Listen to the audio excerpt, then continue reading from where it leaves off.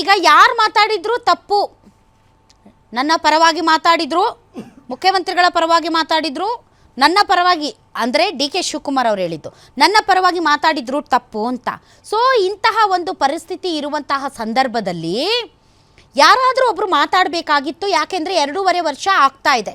ಯಾರಾದರೂ ಒಬ್ಬರು ಮಾತಾಡಬೇಕಾಗಿತ್ತು. D K Shivakumar ಅವರಂತೂ ಏನೂ ಮಾತಾಡದೆ ಸಲೀಸಾಗಿ ಸ್ವೀಟಾಗಿ ಅಧಿಕಾರ ತಗೊಳ್ಳೋಣ ಅಂತ ಡಿಸೈಡ್ ಮಾಡ್ದಂಗೆ ಕಾಣ್ತಾ ಇದೆ. ಹಾಗಾಗಿ ಅವ್ರು ಮಾತಾಡ್ತಾ ಇಲ್ಲ. ಆದರೆ ಸಿದ್ದರಾಮಯ್ಯನವರು ಮಾತ್ರ ಮಾತಾಡ್ದಿದ್ರೆ ತಪ್ಪಾಗೋಗುತ್ತೆ, ಸಲೀಸಾಗಿ ಅಧಿಕಾರ ಹೋಗುತ್ತೆ ಅಂತ ಅವ್ರು ಶುರು ಮಾಡ್ದಂಗೆ ಕಾಣ್ತಾ ಇದೆ. ಈ ಮಧ್ಯೆ ಭಾಳ ದಿನ ಆಗಿತ್ತು ಊಟ ಹಾಕಿರಲಿಲ್ಲ, ಊಟ ಕೊಟ್ಟಿರಲಿಲ್ಲ. ಅದಕ್ಕೆ ಎಲ್ಲರಿಗೂ ಊಟ ಹಾಕ್ತಾ ಇದ್ದೀನಿ ಇಂಥ. ಪಾಪ ಮಿನಿಸ್ಟರ್ಸ್ ಯಾರು ಊಟನೇ ಮಾಡಿಲ್ಲ ಇಷ್ಟು ವರ್ಷ. ಮುಖ್ಯಮಂತ್ರಿಗಳು ಯಾವಾಗ ಊಟ ಹಾಕ್ತಾರೆ ಅಂತ ಕಾಯ್ಕೊಂಡಿದ್ರು. ಈಗ ಊಟ ಹಾಕ್ತಾರಂತೆ. ಭಾಳ ದಿನ ಆಗಿತ್ತಂತ ಅವ್ರು ಊಟನೇ ಹಾಕಿಲ್ವಂತೆ. ಸೊ ಇದು ಎಂಥ ಊಟ ಅನ್ನೋದು ಇಂಪಾರ್ಟೆಂಟು. ಯಾವ ಥರದ ಇದು ಸಂಭ್ರಮದ ಊಟವೋ ಭಾಳ ಜನರಿಗೆ, ಅಥವಾ ಇನ್ನೊಂದು ಥರ ಊಟವೋ ಗೊತ್ತಿಲ್ಲ. ಎಲ್ಲರಿಗೂ ಭಯ ಅಂತೂ ಇದೆ. ಸೊ ಈ ಬಗ್ಗೆ ಮಾತಾಡೋದಕ್ಕೆ ನಮ್ಮೊಂದಿಗೆ ಅತಿಥಿಗಳಿದ್ದಾರೆ. ಬನ್ನಿ ಅವರನ್ನು ವೆಲ್ಕಮ್ ಮಾಡೋಣ. ನಮ್ಮೊಂದಿಗಿದ್ದಾರೆ BJPಯ ಅನಿಲ್ ಚಳ್ಗೇರಿ ಅವರು, ವಕ್ತಾರರು. ಸರ್, ತಮಗೆ ವಿಶೇಷ ಕಾರ್ಯಕ್ರಮಕ್ಕೆ ಸ್ವಾಗತ. ಕಾಂಗ್ರೆಸ್ ವಕ್ತಾರರಾದಂಥ ನಂದನ್ ಕಶ್ಯಪ್ ಜಾಯ್ನ್ ಆಗಿದ್ದಾರೆ, ತಮಗೂ ಸ್ವಾಗತ. JDS ವಕ್ತಾರರಾದಂಥ ನಾಗೇಂದ್ರ ಅವರು ಜಾಯ್ನ್ ಆಗಿದ್ದಾರೆ. ನಾಗೇಂದ್ರ ಅವರೇ, ತಮಗೂ ಕೂಡ ಸ್ವಾಗತ. ಮೊದಲನೇದಾಗಿ ನಂದನ್ ಕಶ್ಯಪ್ ಅವರೇ, ಭಾಳ ದಿನ ಆಗಿತ್ತಂತ ಪಾಪ ಊಟನೇ ಹಾಕಿರಲಿಲ್ಲಂತೆ. ಅದಕ್ಕೆ ಊಟ ಹಾಕೋಣ ಅಂತ ಕರೆದಿದ್ದಾರಂತೆ ಎಲ್ಲರಿಗೂ. ಅಂದರೆ ಇದು ಆವಾಗವಾಗ 2 ವರ್ಷಕ್ಕೊಮ್ಮೆ, 1 ವರ್ಷಕ್ಕೊಮ್ಮೆ, 6 ತಿಂಗಳಿಗೊಮ್ಮೆ ಊಟ ಹಾಕೋ ಕಾರ್ಯಕ್ರಮ ಇರುತ್ತಲ್ರಿ ಸರ್?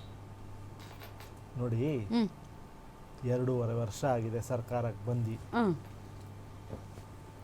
ಒಂದು ಲೋಕಾರೂಢಿಯಲ್ಲಿ ಎಲ್ಲ ಸಚಿವ ಸಂಪುಟ ಸಹೋದ್ಯೋಗಿಗಳಿಗೆ, MLAಗಳಿಗೆ CM, DCM 2 ತಿಂಗಳಿಗೊಂದ್ಸಲಿ, 3 ತಿಂಗಳಿಗೊಂದ್ಸಲಿ ಔತಣಕೂಟವನ್ನು ಏರ್ಪಡಿಸಿದ್ದಾರೆ. ಅದರಲ್ಲಿ ಏನು ತಪ್ಪಿಲ್ಲ.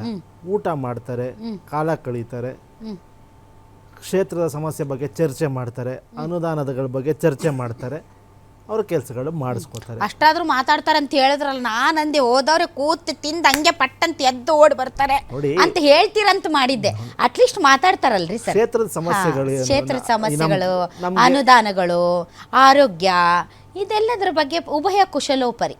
ನೋಡಿ, ಕ್ಷೇತ್ರದ ಏನೇನು ಕೆಲಸ ಆಗಬೇಕು, ಏನೇನು ಪ್ರಾಮಿಸ್ ಮಾಡಿದ್ದೀವಿ, ಫಂಡ್ಸು, ಅಲೋಕೇಶನ್ ಬಗ್ಗೆ ಎಲ್ಲ ಮಾತಾಡಿಕೊಂಡು ಊಟನ ಮಾಡ್ಕೊಂಡು ಬರ್ತಾರೆ. ಅದರಲ್ಲಿ ಏನು ತಪ್ಪಿಲ್ಲ.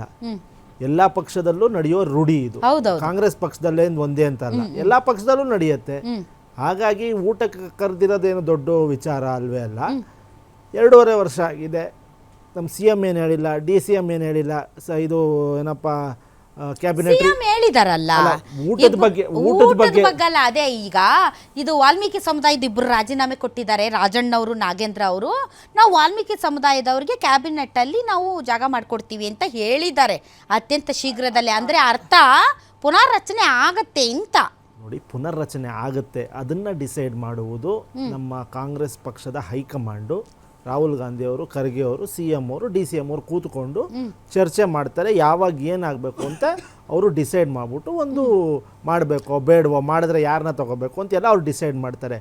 ಮುಂದೆ ಆಗುವ ಸುದ್ದಿ ಇದು ಮಾತುಗಳನ್ನ ನಾವು ಇವಾಗ ಕೂತ್ಕೊಂಡು ಮಾತಾಡೋದು ಅಪ್ರಸ್ತುತ. ಕರೆಕ್ಟ್. ಅದಕ್ಕೆ ನಾನು ಅದನ್ನೇ ಹೇಳಿದೆ, ಕೋನ್ ರೆಡ್ಡಿ ಅವರು ಸುಮ್ಮನೆ ಮಾತಾಡ್ತಾ ಇದ್ದಾರೆ, ಅಪ್ರಸ್ತುತವಾಗಿ ಮಾತಾಡ್ತಾ ಇದ್ದಾರೆ. ನಾನು ಸಚಿವ ಸ್ಥಾನದ ಆಕಾಂಕ್ಷಿ, ನಾನು ಸಿದ್ದರಾಮಯ್ಯನವರು, DK ಶಿವಕುಮಾರ್ ಅವರು, ಹೈಕಮಾಂಡ್ ಅವರು. ಹೌದೌದು, ನಾರಾಯಣ ಸ್ವಾಮಿ ಅವರು ಬೇಕಾಬಿಟ್ಟು ಸುಮ್ಮನೆ ಯಾಕೆ ಮಾತಾಡ್ತೀರಿ? ಬಲಗೈಯವ್ರು ಜಾಸ್ತಿ ಇದ್ದಾರೆ ಕೋಲಾರದಲ್ಲಿ, ಬಲಗೈಯವ್ರಿಗೆ ಕೊಡಬೇಕು ಅಂತ. ಇವಾಗ ಎಲ್ಲರೂ ಪಕ್ಷಕ್ಕೆ ದುಡ್ದಿದ್ದಾರೆ. ಜಾತಿವಾರು, ಪ್ರಾಂತ್ಯವಾರು ಎಲ್ಲ ಡಿಸ್ಕಸ್ ಮಾಡಿಬಿಟ್ಟು ಕಾಲ ಡಿಸೈಡ್ ಮಾಡುತ್ತೆ, ಹೈಕಮಾಂಡ್ ಡಿಸೈಡ್ ಮಾಡಬೇಕು ಏನ ಯಾವಾಗ ಮಾಡಬೇಕು ಅಂತ. ಬಟ್ ಇವಾಗ ಮುಂದಿನ ವಾರ CM ಅವ್ರು ಕರೆದ್ಬಿಟ್ಟು ಔತಣಕೂಟವನ್ನು ಏರ್ಪಡಿಸಿದ್ದಾರೆ. ಅದರಲ್ಲಿ ಕ್ಯಾಬಿನೆಟ್ ರಿಶಫಲ್ ಆಗಲಿ, ಮತ್ತೊಂದಾಗಲಿ, ಮಗದೊಂದಾಗಲಿ ಡಿಸ್ಕಷನ್. ಅದು ಹೆಂಗೆ ಹೇಳಕ್ಕಾಗುತ್ತೆ ನೀವು? ಪಾಪ ಅಲ್ವಾ? ನೋಡಿ, 4 ಗೋಡೆ ಮಡಿಯೋ ಮಾತುಕತೆ ನನಗೂ ಗೊತ್ತಿಲ್ಲ, ನಿಮ್ಗೂ ಗೊತ್ತಿಲ್ಲ. ಅವ್ರ ಮನಸ್ಸಲ್ಲಿ ಏನಿದೆ, ಇದು ಯಾವ ಊಟ, ಇದು ಎಂತ ಊಟ, ಇದು ಖುಷಿ ಊಟ. ಇವಾಗ ನೀವು ಒಂದು ಊಟ ಹಾಕಿಸ್ಬೋದು ನಿಮ್ಮ ಸಿಬ್ಬಂದಿಗೆ, ನೀವು ಒಂದು ಊಟ ಹಾಕಿಸ್ಬೋದು ನಿಮ್ಮ ಮಿತ್ರರಿಗೆ, ನೀವು ಒಂದು ಊಟ ಹಾಕಿಸ್ಬೋದು ನಿಮ್ಮ ನೇಬರ್ಸ್ಗೆ. ಹಾಗಾಗಿ ನಾವು ನೀವು ಊಟ ಹಾಕ್ಸ್ಬೋದಾದ್ರೆ ನಾವು ನೀವು CM ಆಗಕ್ಕಾಗಲ್ಲ. ನೋಡಿ, ನಾವು ನೀವು ಮಿನಿಸ್ಟರ್ ಆಗಕ್ಕಾಗಲ್ಲ. ನೋಡಿ, ಆ ಸಭೆಯಲ್ಲಿ ಯಾರು CM ಆಗ್ತಾರೆ, ಯಾರು ಮಿನಿಸ್ಟರ್ ಆಗ್ತಾರೆ ಅಂತ ಮಾತುಕತೆ ಅಲ್ಲ. ಏನೋ ಸಂತೋಷದಿಂದ ಊಟ ಹಾಕ್ತಾರೆ. ಊಟದ ಬಗ್ಗೆ ಇದು ಕ್ಷೇತ್ರದ ಬಗ್ಗೆ ಹೆಂಗಿದೆ, ಕ್ಷೇತ್ರದ ಬಗ್ಗೆ ಮಾತಾಡ್ತಾರೆ, ಕ್ಷೇತ್ರಕ್ಕೆ ಅನುದಾನದ ಬಗ್ಗೆ ಮಾತಾಡ್ತಾರೆ, ಮತ್ತು ಅಭಿವೃದ್ಧಿ ಕಾರ್ಯಗಳ ಬಗ್ಗೆ ಮಾತಾಡ್ತಾರೆ ಹೊರತು ಬೇರೆ ಮಾತುಗಳಲ್ಲಿ ಆಡಕ್ಕೆ ಭಾಳ ದಿನಗಳಿಂದ ನಾವು ಪಾಲಿಟಿಕ್ಸ್ ಮಾತಾಡಿಲ್ಲ, ಟು ಬಿ ಫ್ರ್ಯಾಂಕ್. ಒಂದು ಸ್ವಲ್ಪ ತಣ್ಣಗಾಗಿತ್ತು, ಯಾಕಂದರೆ ಭಾಳ ಅವಘಡಗಳು ಖ್ಯಾತೆಗಳೆಲ್ಲ ನಡೆದ್ವಲ್ಲ. ಈಗ ಕಾಂಗ್ರೆಸ್ ಪಾರ್ಟಿ ತಮ್ಮ ಕಾಲ ಮೇಲೆ ತಾವು ಚಪ್ಪಡಿ ಕಲ್ಲು ಹಾಕ್ಕೊಂಡು ಭಾಳ ಒದ್ದಾಡ್ತು, ನಲ್ಗಾಡ್ತು. ಹಾಗಾಗಿ ರಾಜಕೀಯ ಮಾತಾಡೋಕ್ಕೆ ಟೈಮ್ ಸಿಕ್ಕಿರಲಿಲ್ಲ ಅವರಿಗೆ.